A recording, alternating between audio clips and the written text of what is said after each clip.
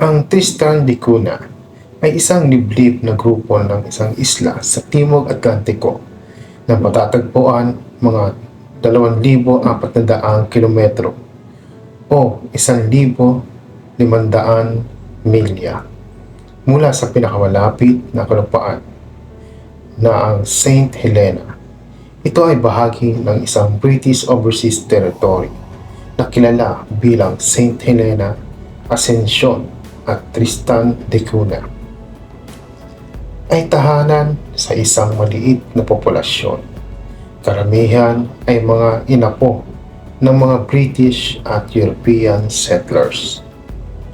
Isa ito sa pinakamalayo at pinakamalayong naninirahan na lugar sa mundo, kung saan ang mga naninirahan ay umaasa sa pangingisda at maliit na agrikultura para sa kabuhayan.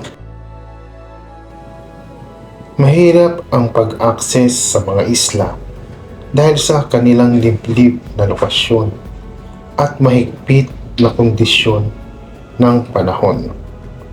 Wala silang airport at mayroon lamang silang 237 populasyon. Ang maliit na populasyon ay nabubuhay sa simpleng pamumuhay na umaasa sa kanilang sariling mga pinagkukunan para sa pagkain at iba pang pangangailangan. Ang Tristan da Cunha ay kilala rin sa kanyang kakaibang kalikasan at likas na yaman.